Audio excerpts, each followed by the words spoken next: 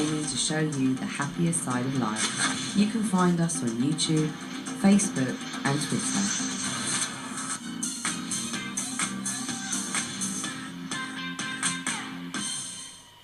Welcome back, and now it's time to talk all about the royal family. And with me I have Ian Pelham-Turner and also Helena Chard. Hello. Hello. Thank It's you very much. so lovely to have you both here. Thank you. So, royal photographers, Aren't we so commentator. famous? Gosh, I know. Very How exciting, interesting. Very privileged. gosh. So, how did you both get into it in the first place?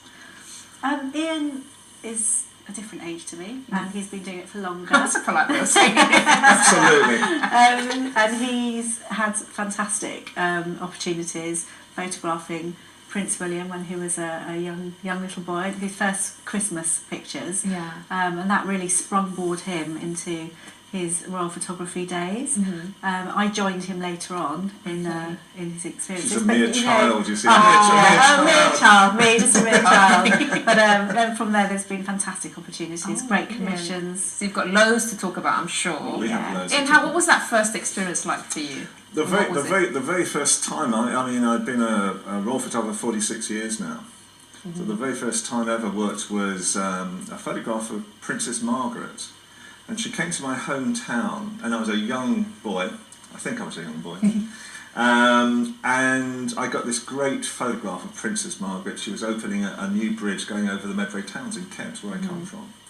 And the photograph was actually turned into an oil painting. It's still in the Guildhall to this day. And it really sort of started the passion for me. And I was very lucky that I became, first of all, a Fleet Street photographer very early in my career, much earlier than most photographers. And I think that was recognised by the royal family. And the royal family tended in those days to actually try and help springboard young photographers. And it's part of one of the campaigns we're actually trying to talk to the royal family about at the moment, because we feel right now that sort of very well-known photographers are being used, and they could use young photographers to actually springboard their careers. For them. Yeah, to actually sort of springboard their careers. So when I did William's first baby shots, Christmas baby shots, that's really, I think, gave me the springboard. Is that one of the ones? Was that the first one you That's did? one of the first ones. I mean, there's this. It was 7 minutes ingrained in my life. In those days, when you did a royal commission, and these photographs were taken on the 23rd of December 1982. They were the Christmas photographs to 85 countries. This was the official photograph. No pressure then. No pressure at all. I mean, it's probably the best diet you could ever possibly imagine. For 2 weeks before, I had to eat because I knew the types of things that could go wrong. And in those days, they would sit down on a sofa like this, and you were pre-warned. You couldn't talk to them in any way, shape or form. You couldn't direct them. Nothing at all? Nothing at all. In any way, shape or form. And as soon as they sat down, there was a lackey with the stopwatch right next to him, and on went the stopwatch. Now there's a ruling in royal circles, which is called the 30-second rule.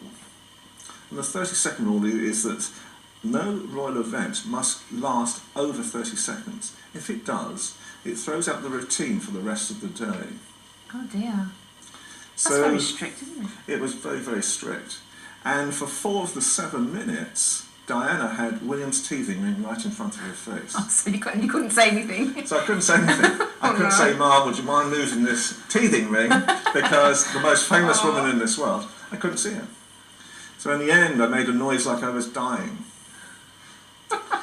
And the reality was, she turned round, she saw what she was doing, she pulled the teething ring away.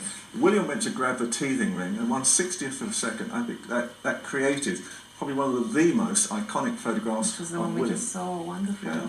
That must have really springboarded your career then. It created all sorts of things, because part of being a royal photographer is dealing with the unexpected. And this can happen all sorts of times. And after the 7 minutes was up, Diana decided that she hadn't finished having her photograph taken. So she picked William up and walked straight towards the camera and left Charles on the settee. We don't need him. Oh, that's fine. That's another picture though. So, and you can see the look on his face. He, you know, being the future king, likes to feel that he is part and parcel of this project as well. So, I had these sort of wonderful photographs of Diana and William smiling away, and there's Charles, not the happiest person in this world. So we then watch this tussle happening where he then picks William up from Diana and puts William on his knee, on his tummy, and starts tickling him because they're both going for the front page picture. Vying for attention, that's William and the royal laugh. Oh, but at times, Helena's got a great story as well. Got a few great stories. But things that can Which go one are you talking wrong. about? Oh gosh, what happened, Helena? So this is a particular Which time. one are you talking about, Ian? The one I'm talking about is when you shook Charles's hand. Oh, well, actually it was an opportunity in a way. We had a fantastic time. It was the Chakravarti Cup, which was years ago, and we were photographing Prince of Wales and Prince William. And there were lots of businesses there, and they were coming to shake Charles's hand. It was very special. And there we were, and I was sort of edging back, trying to take pictures, and ended sort of flipping myself into the queue.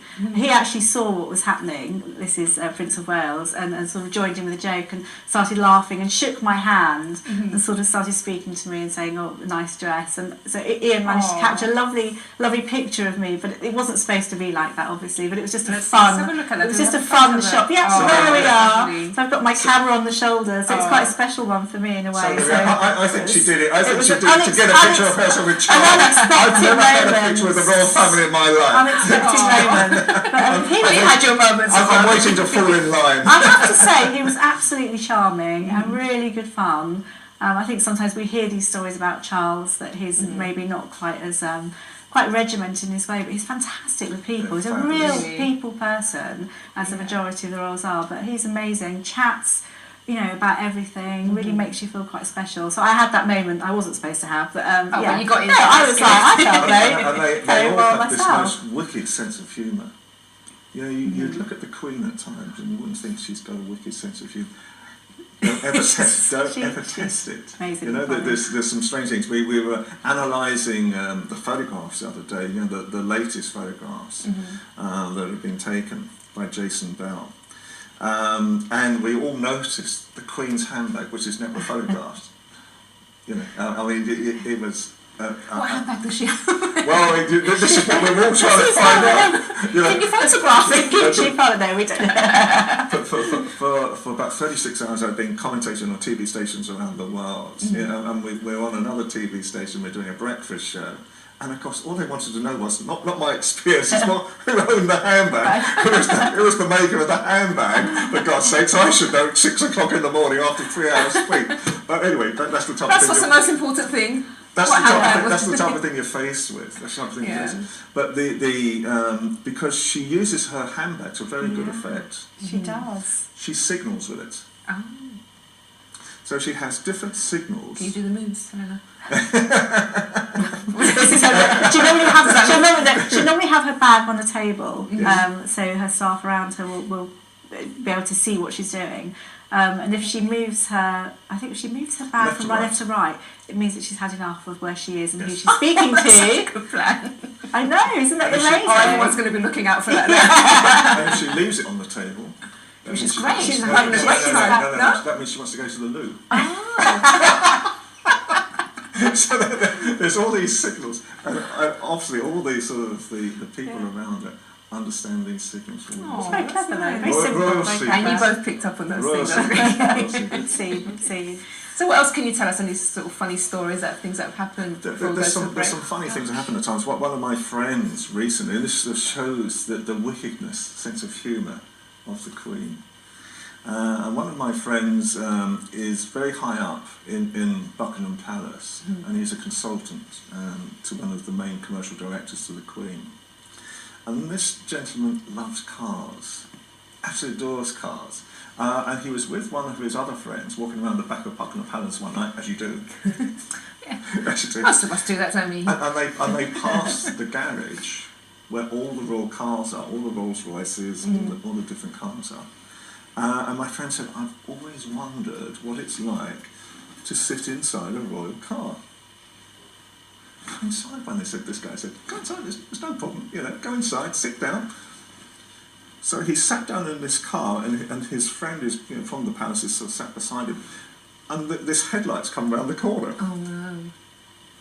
And they hit straight on, full face, onto the two of them sat in the car, and it was the Queen. Oops! It was the Queen come back from somebody, and she saw, and she waved at the two of them, and my friend said, what do I do? What do I do? Right.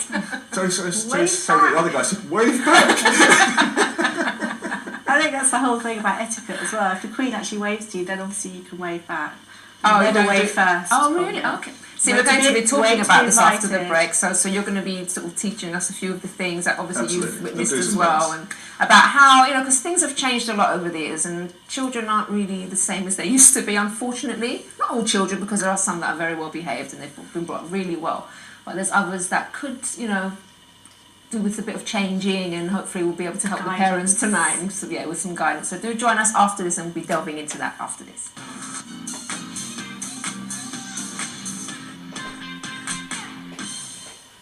Welcome back to the show, and now we're going to speak about etiquette and something that we can learn, a few things that we can learn from the royal family. Absolutely. Ian, let's start with you. How do you think there was a case differs? this week of a tremendous faux pas. And the Queen was visiting a market in Leicestershire, and the lady who was guiding around the market decided to put her hand on the Queen's back and start guiding her around the stalls. And that's an absolute no-no. And there was this very famous story about the Australian Prime Minister doing the same thing years ago, being a gentleman really, and he was just giving her a guide. And the look on the Queen's face was, don't do it again. You can always tell when the Queen enjoys something, and when she only has to give a look. And so you know that look, don't you? You know that look. I, years ago, very quick story.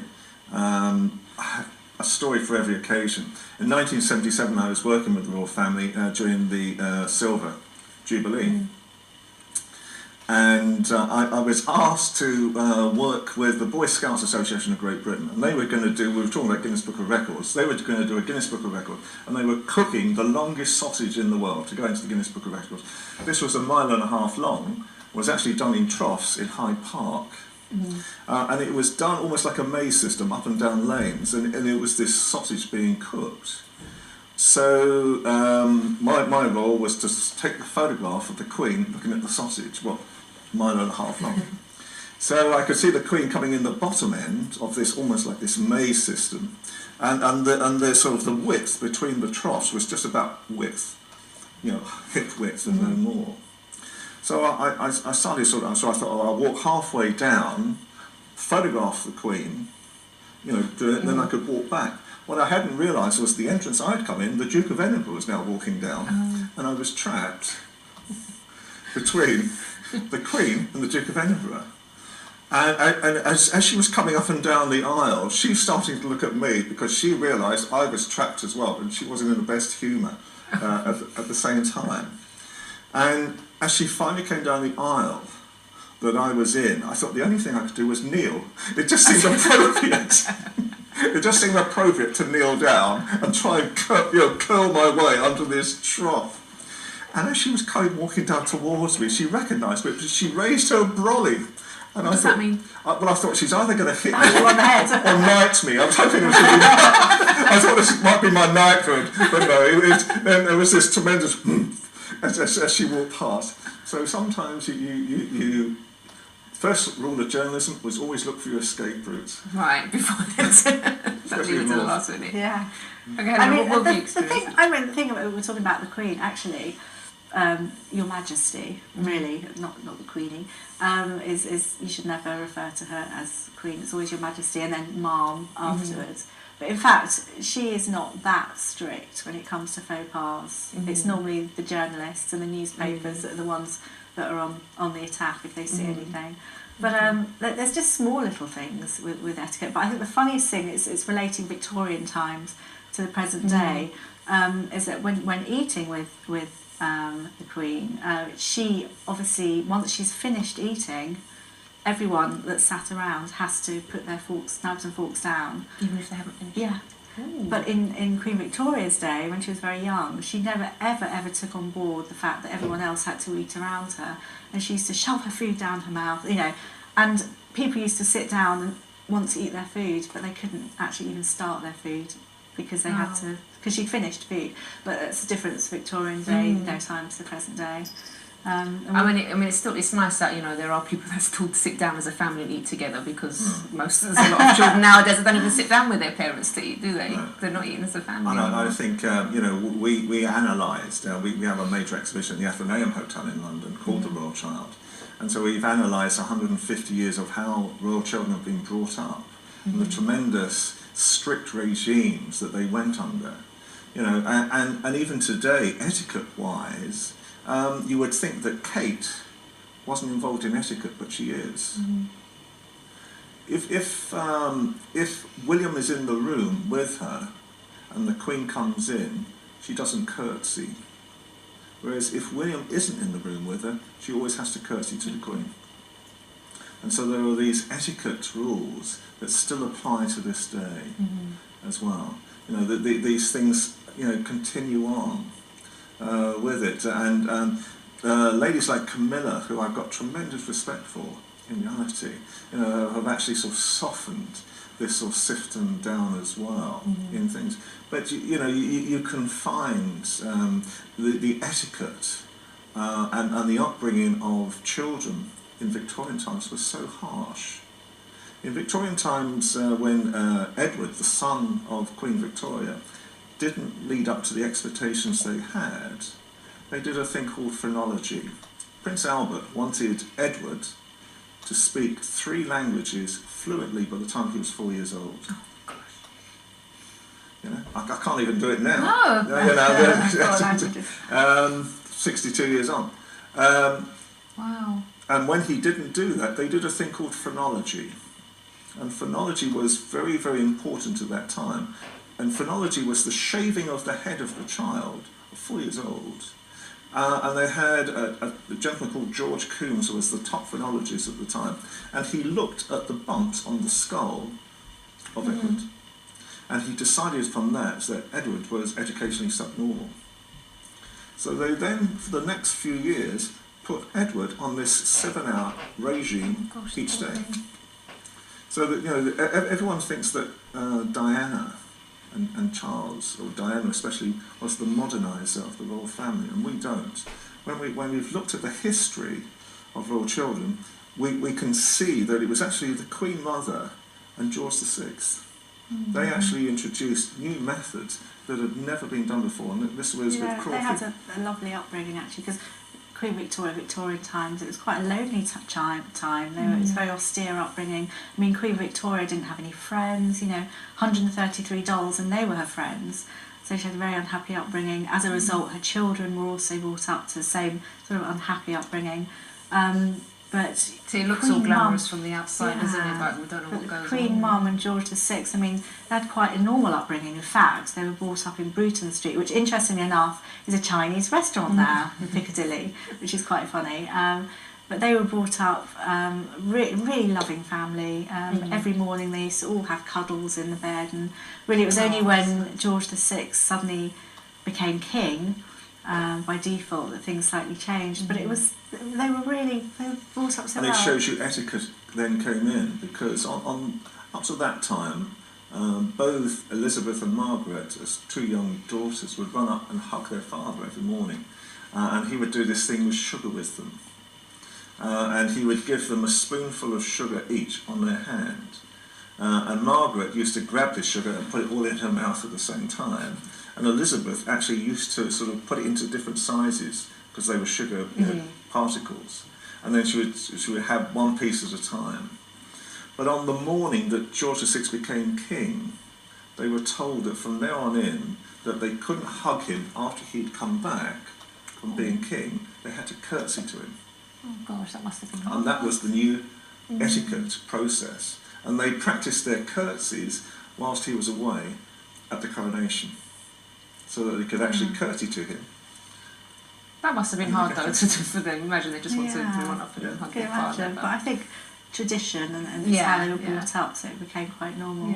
I think in modern times as well, which I think was is a lovely thing, is that Zara Phillips always, every time she sees the Queen, she will always curtsy every single time, which I think is really quite charming. Yeah. And she's one stickler with tradition, and she always talks of, because she's still fairly young, isn't she, Zara? She talks about how people, don't carry on the tradition, and certain people can't curtsy, and really it's something which is a lovely thing to continue. What do you think can be sort of, if I could say, copied from maybe what the royal family do with their children to like the everyday person? I think the reality nowadays is that, as we know, William and Kate are bringing George up in a very normal environment. There's a lot of misconception, about George and how he will be brought up as well. Kate is a very normal, wonderful lady. Kate can be seen walking up from Kensington or Chelsea, with her shopping bags and a handful of chicken. William loves roast chicken, and so she does normal things. They're very relaxed, aren't they? They're very relaxed. It's sort of like the old school royals, but we've moved into the sort of more modern royals, and they don't want the faff and things around them. They just want to even be dressed casually, and it's nice, isn't it? It is. I think people can relate to them. Yeah, exactly. They're relating. We were at dinner recently with William Kate's next door neighbour at Kensington. And both this lady and Kate walked their dogs together, in the afternoon. And William appeared one day, and she said, "Oh, have you met William before?" And it was just like, have you met my husband before? So these things happen. I think the reality is, and what we try to sort of explain as well, is we take out the mystery and the misconception of how royal children are going to be brought up in the future. I think they're going to have a much more normal way of life. It still has tradition attached to it. I think the thing that the royal family bring is tremendous hard work. They're taught from a very early age that is their life, and that's how they are brought up. And yes, they enjoy things. They do a huge amount of hard work there for the country. They really do so many royal outings that they have to do representing. Sometimes they don't get credit for. They don't get credit at all. And the amount of, part of our business is analysing tourism, and the amount of money that's brought in invisible earnings because of the royal family. So all this talk recently about Charles not paying tax, or all these tax things, if you analyse that against how many billions are brought into London each year because they are there. Especially over the last couple of years, everyone's been travelling into London and spending their money, which is great. We need it to continue. Oh, but the royal family is very popular in other countries, isn't it? Absolutely. It's been so fascinating speaking to both of you. Thank you so much for coming on. Tell you so much more. I know, we'll have to have another show on this, I'm sure. We look forward to it. So many stories to talk for Britain. Thank you so much. It's been fascinating. It's been fun. And after the break, we'll also be speaking to Diana Parkinson, who's a counsellor and child behaviour expert, to add to tonight's topic. So do join us after this.